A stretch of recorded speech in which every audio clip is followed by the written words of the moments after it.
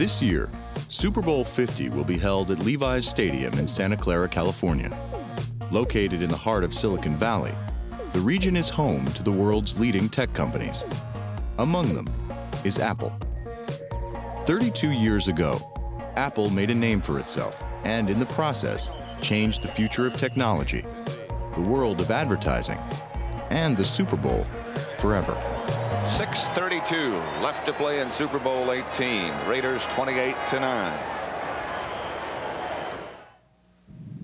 Today we celebrate the first glorious anniversary of the Information Purification Directives. We have created, for the first time in all history, a garden of pure ideology, where each worker may bloom, secure from the pests of vain contradictory thoughts. Is more powerful a weapon than any fleet or army on earth. We are one people, with one will, one resolve, one cause. Our enemies shall talk themselves to death, and we will bury them with their own confusion. We shall prevail. On January 24th, Apple Computer will introduce Macintosh.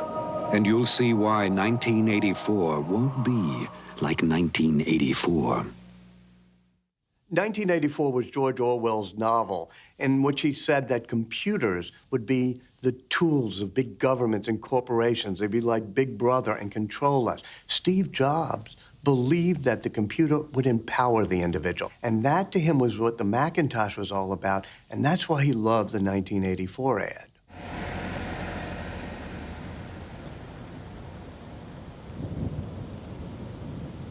I grew up drawing a lot, taking a lot of art classes and design classes, and didn't know exactly what I was going to do with it. And then I found advertising, which was kind of fascinating because it was artistic, but it was also storytelling, and it was also ideas.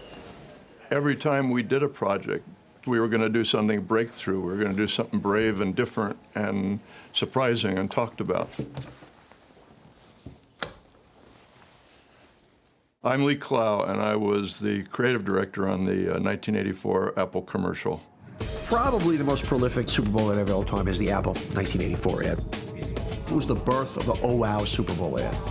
It was kind of the first time any advertiser took what I'll call a big, epic, cinematic view of advertising. It was done in such a bold, interesting, provocative way.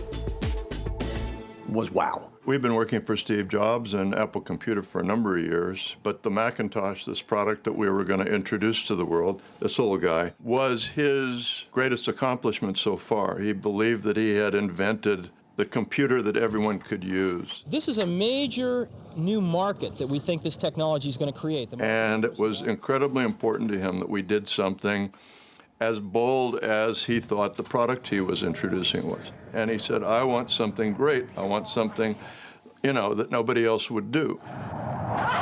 It was Ridley Scott that shot this amazing director. Lee Clow and Steve Jobs convinced Ridley Scott, who had done Blade Runner, some sci-fi wonderful movie, to do something that was so unlike any other ad.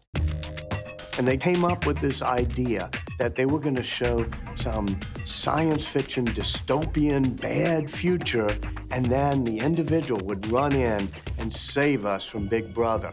And we showed it to Steve, and he instantly said, I love it.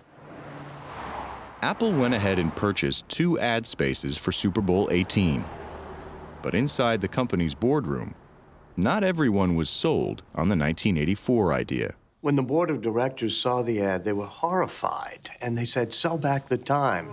There always are people who kind of want to jump out there and say, oh, I don't know, that was kind of weird, that was strange. They're introducing a product and they're competing with IBM and they don't even show the product. What's the matter with them? The board's distaste for the ad was fueled further by poor results from test audiences. While an average score for a commercial was 29, the Apple 1984 ad scored a 5. Steve Jobs always hated the concept of focus groups. He said it's not the customer's job to know what they want. It's our job to show them what they want. But in 1984, Steve Jobs' beliefs took a back seat to the power of the board. Jobs and Lee Clow grudgingly sold back one of the ad spaces, but wisely held on to the other. We just kind of dragged our feet and hung on to this one spot. And luckily, Steve and I conspired a little bit, or kind of, with a wink and a nod, said we can't sell the last spot, and it got to run once. The Los Angeles Raiders won Super Bowl XVIII. Sending him wide left, he has to reverse his field, but he gets away for a moment, comes back up the middle of 30, 25, 40, breaks past 2 men at the 50. The celebration will begin as the Raiders sprint toward the clubhouse.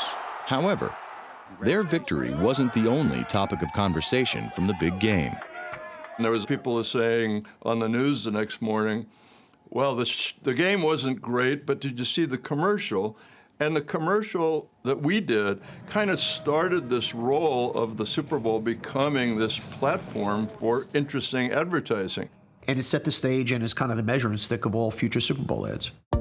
From Cindy Crawford sipping a Pepsi to Budweiser Clydesdales kicking field goals. For over 30 years, companies have been trying to capture their own 1984 moment. And that is the value of the Super Bowl. Nobody's sitting around watching the Super Bowl and a commercial comes up and they're flipping the channel. Everyone's kind of trying to outdo each other with something that people will talk about and people like. Oh, did you like the Coke commercial? Did you like the Budweiser? Oh, I thought this commercial was terrible. And so it becomes part of the experience. So one of the things that still amazes me is 30 years ago, we introduced this little piece of technology to the world, believing it could change everything. So today, I carry the 1984 commercial around with me on my phone. So if anyone asks me, what was that commercial you did in 1984? I can just whip it out and hold it up and let people take a look. What the ad did was inject Steve Jobs' DNA into the soul of Apple.